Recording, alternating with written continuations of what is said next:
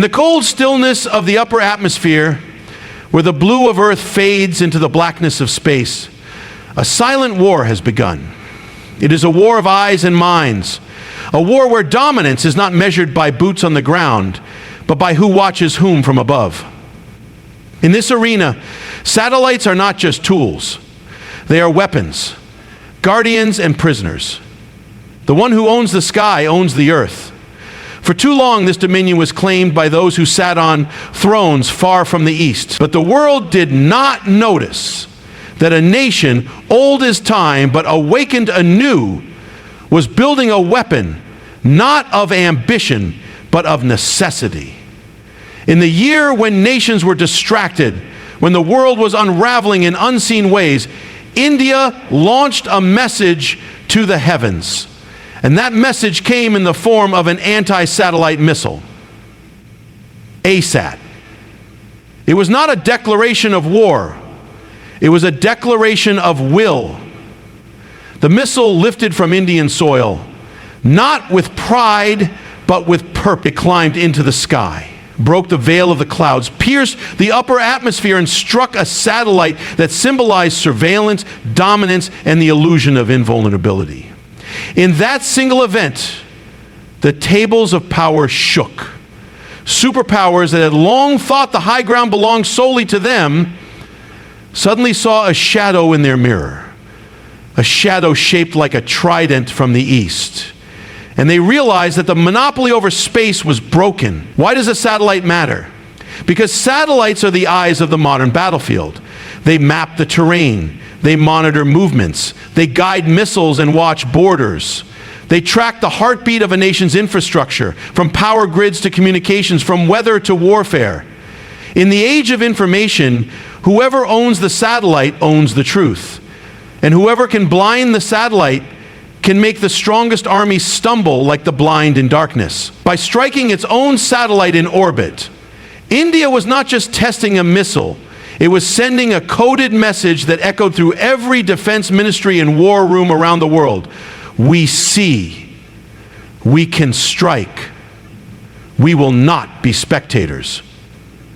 But this weapon, this ASAT, is more than steel and circuitry. It is the embodiment of a doctrine long ignored.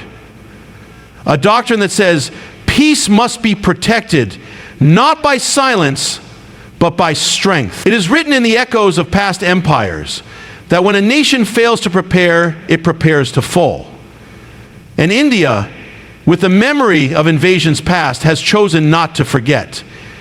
For centuries, it bore the burden of being watched, being judged, being ruled. But no more. The anti-satellite test was not born from hate, but from history. Not from aggression, but from awakening. The world powers responded with concern. They spoke of space being a peaceful domain. They preached about the dangers of weaponizing the final frontier. But those same voices had already planted their banners in orbit. They had deployed networks of surveillance and command. They had armed their skies while preaching disarmament to others. India's ASAT was not the beginning of a space arms race.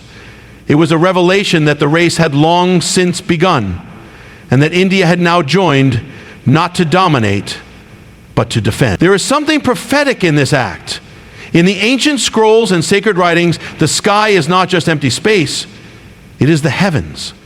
To strike into the heavens is to pierce the veil between the natural and the supernatural, the terrestrial and the celestial. India's missile did not just destroy a satellite, it crossed into a realm long reserved for the powerful. It is a sign, a symbol, and a statement that the old hierarchies are crumbling, that the powers of this world must reckon with a new player, one rooted in ancient wisdom but reborn in modern fire.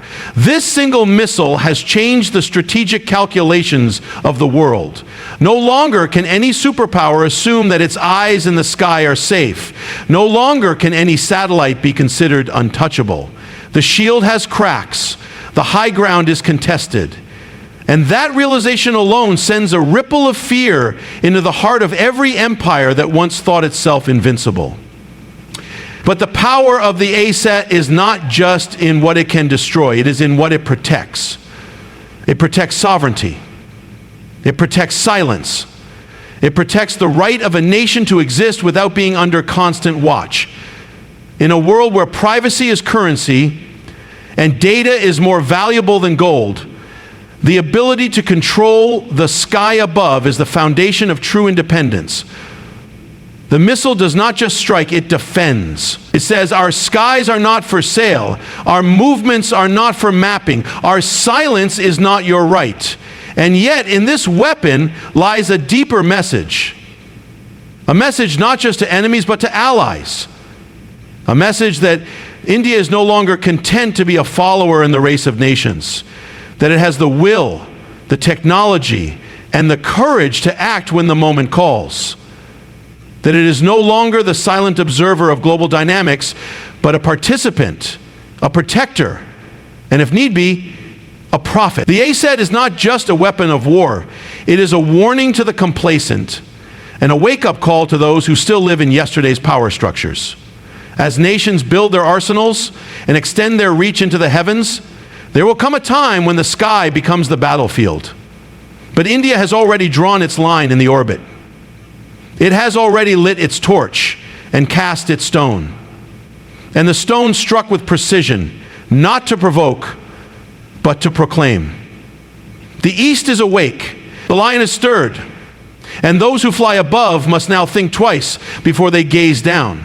For in that one act, silent, swift, and certain, India reminded the world of an eternal truth, that even in the heavens, justice can rise, that even in orbit, courage can strike, and that no eye becomes like a whisper, no matter how storm, high, swift as lightning, escape the fire, yet silent as awakened. It does not roar through the skies like the jets of the past, nor does it broadcast its coming like the missiles of yesterday.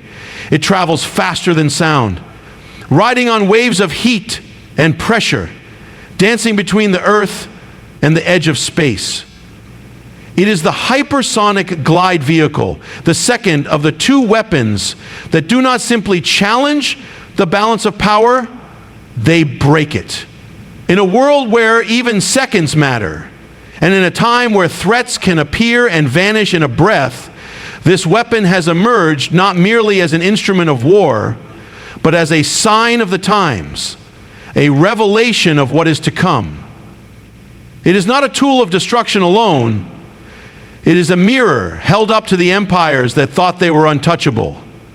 And in that mirror, they see their own vulnerability. For the first time in a century, the giants of the earth are looking over their shoulders, not because of the loud footsteps of another, but because of the silence before the strike. India, the land that once meditated beneath the stars, has now reached into the stars with hands of fire and vision. The hypersonic glide vehicle is not just a machine. It is a message, carefully constructed, wrapped in speed, and forged in secrecy. It does not travel in straight lines. It dances unpredictably, weaving through the air like a phantom. It is too fast to intercept, too agile to track, and too deadly to ignore. It renders old missile defenses obsolete and nullifies decades of strategic doctrines that were written in the ink of arrogance, where once the great powers believed they could dominate with slow-moving threats and calculated fear. Now they must face a new equation, one in which time and speed are no longer on their side. This weapon does not ask for permission. It does not knock. It bypasses. It arrives. And by the time its presence is known, its purpose is fulfilled. It is the embodiment of a paradox, a force so quick that it freezes response, so invisible that it is seen only in aftermath. No nation, however mighty, can be safe from it once it is unleashed. That is why it causes nightmares. Not because it is loud, but because it is inevitable.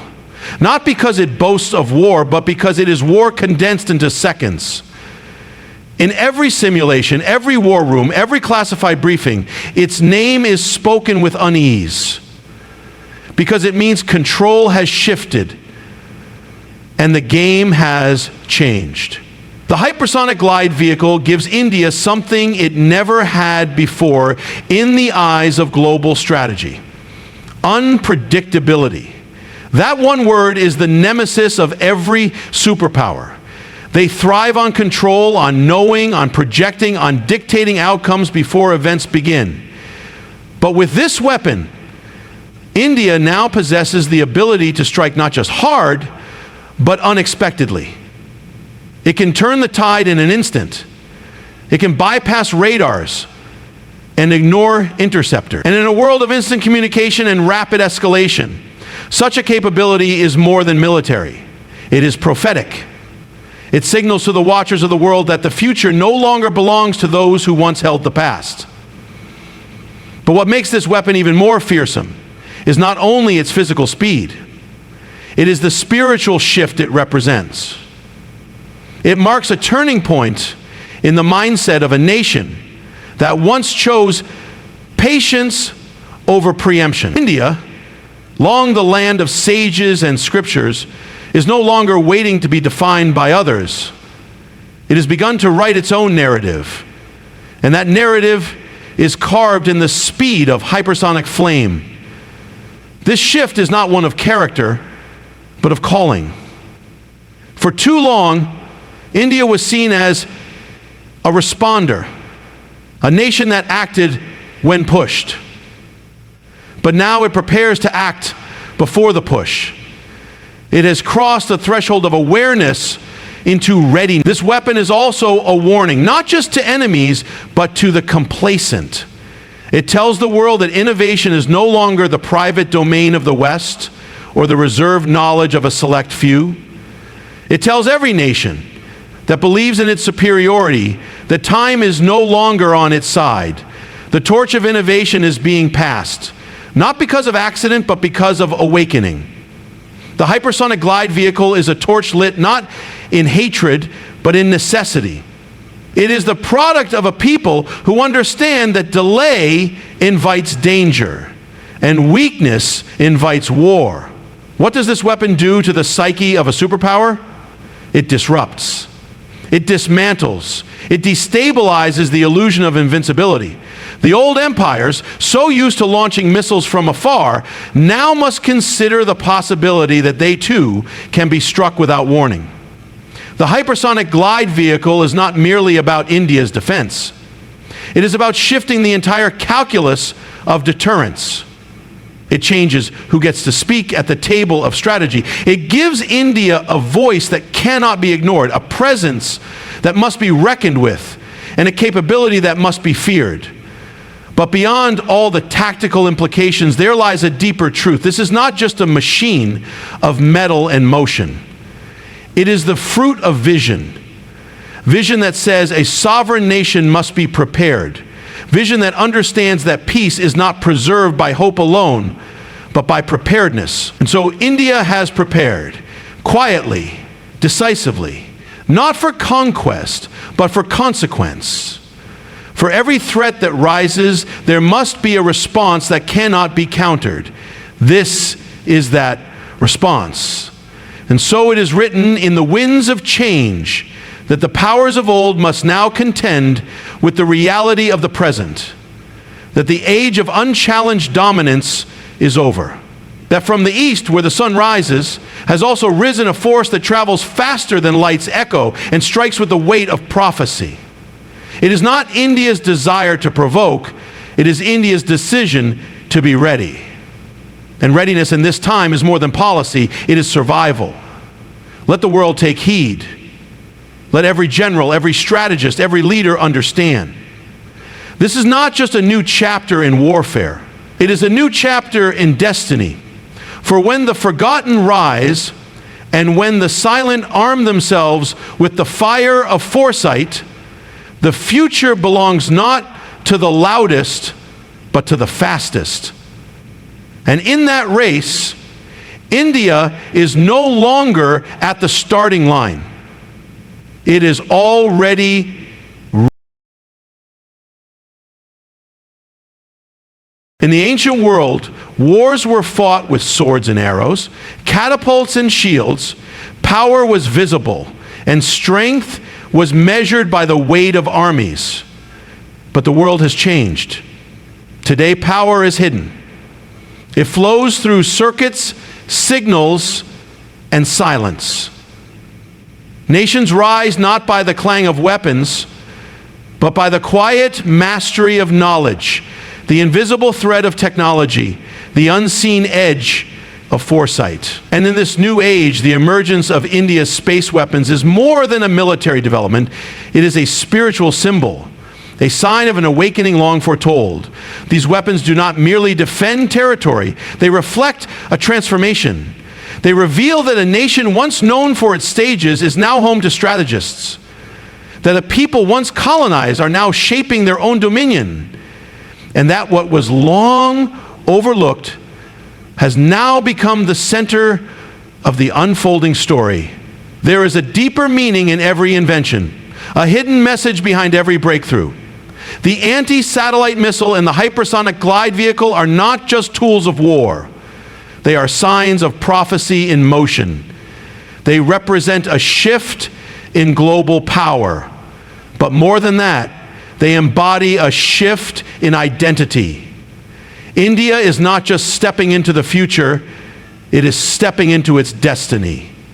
For too long, this land was seen through the lens of poverty, division, and dependence. Its achievements were filtered through the eyes of outsiders. But now, it is writing its own script, guided not by the approval of others, but by a conviction that has been forged through centuries of struggle and silence. These weapons are not accidental. They are intentional. They were born not of impulse, but of insight. They carry within them the echo of an ancient resolve that no nation should live under the constant gaze of another, that sovereignty is not just a political concept, but a sacred covenant. In striking down a satellite, India symbolically struck down the notion that some powers have the right to watch while others are watched. It shattered the idea that the sky belongs only to the powerful. And in building a hypersonic glide vehicle, India tore through the illusion that speed and precision are the gifts of the West alone. Each weapon is a declaration, a sermon, a trumpet blast to a world that thought the East was asleep.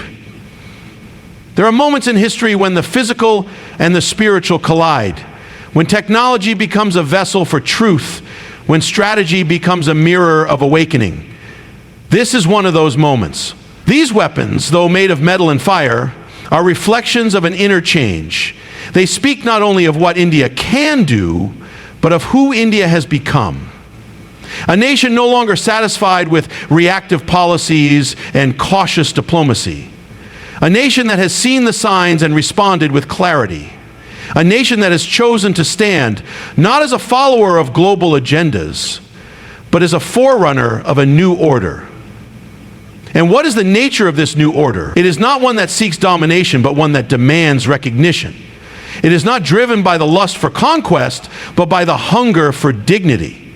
In the creation of these space weapons, India is not threatening the world. It is reminding the world. Reminding it that true power is not always loud. That real change does not always announce itself with parades and press conferences. Sometimes it comes like a whisper in the dark, like a silent launch in the early morning hours, like a missile that no one saw coming. Sometimes it comes from the margins. India's journey has always been marked by paradox. It is ancient yet modern, spiritual yet scientific, patient yet powerful. And now, in this convergence of its identity, we see the emergence of weapons that are more than weapons. They are symbols. Symbols of a redefined purpose. Symbols of a reclaimed heritage. Symbols of a nation that has remembered who it is. For in the fire of those missiles lies the fire of its ancestors, the will of its warriors, and the wisdom of its sages. It is not just military brilliance, it is spiritual remembrance. The world may call them weapons, but in a deeper sense, they are revelations. They reveal that India is no longer content to be spoken about. It will now speak for itself. It will not wait to be invited to the table of power. It will build its own table. And the world will have no choice but to sit. Because what India has done is more than disrupt equations. It has disturbed expectations. The old world order believed that only a few could lead while others followed. But these symbols in the sky say otherwise. They say that the age of passive nations is ending, that the watchers have become the warriors. And yet, even as these weapons rise, their purpose is not chaos. Their purpose is clarity. India does not seek war. It seeks warning. It does not seek provocation. It seeks preparation. It does not seek dominance. It seeks defense. These are weapons built not from ambition, but from awakening.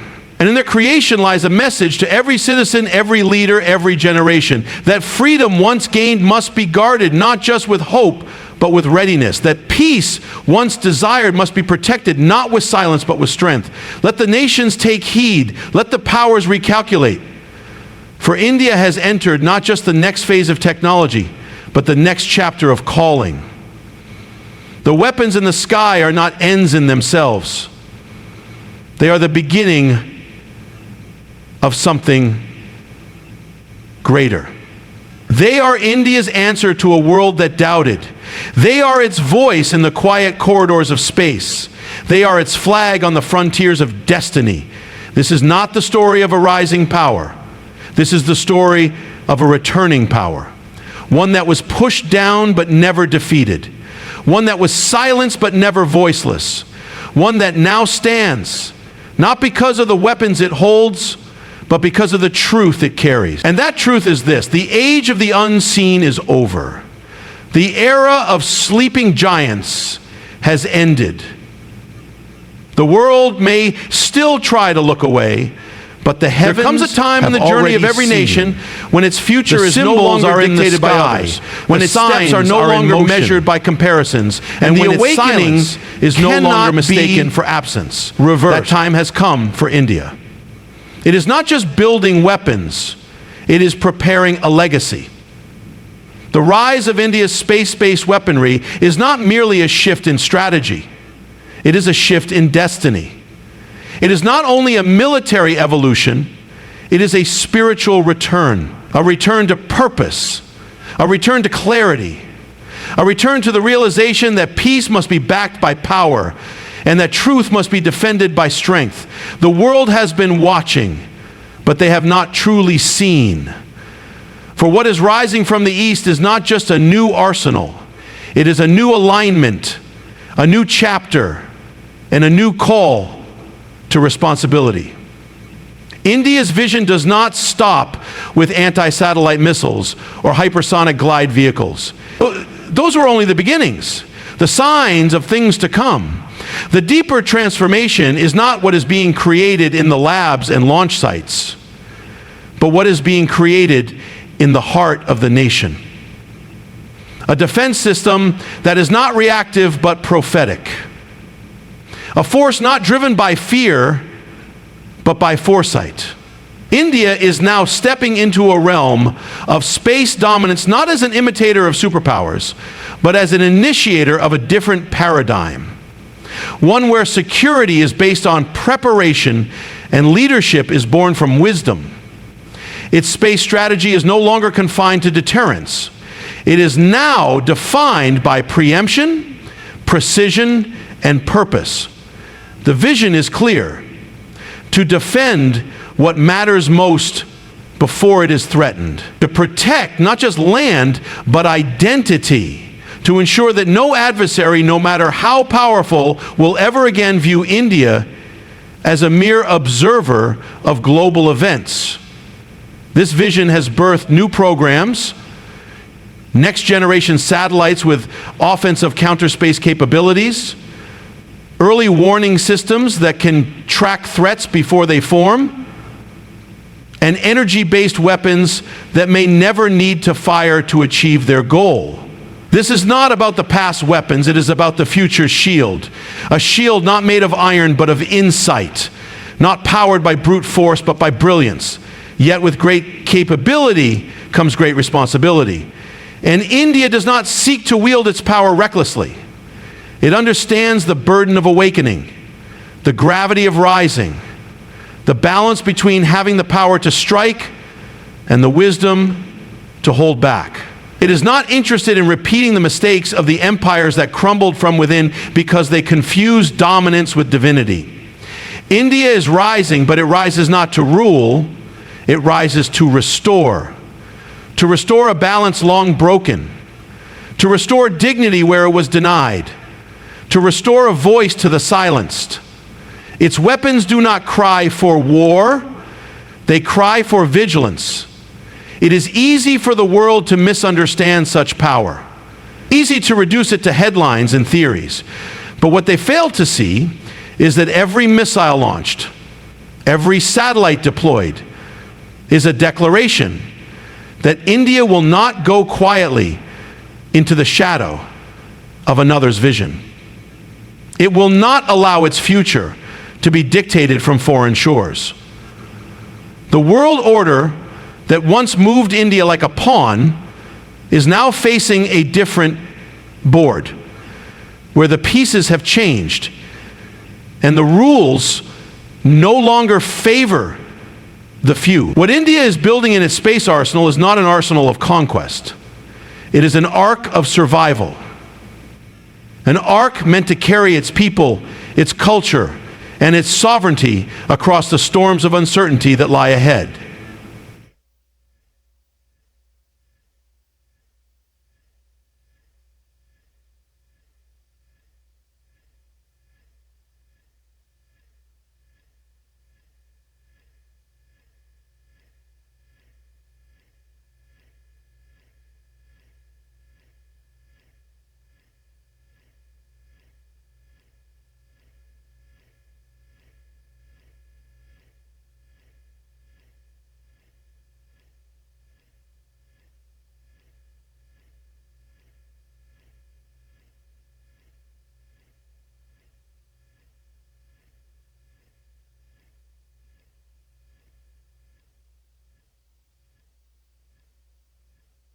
In the uncertain seas of global politics, India offers a steady hand.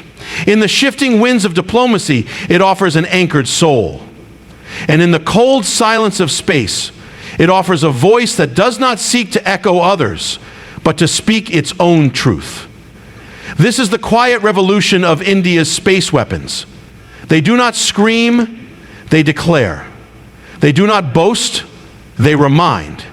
They do not provoke, they prepare. What makes this revolution more powerful than any weapon is the resolve behind it. A resolve that was not born yesterday, but forged over centuries of struggle, endurance, and reflection. The resolve of a civilization that has been invaded, divided, ruled, and ridiculed, yet still rises. A civilization that has survived not by chance, but by choice.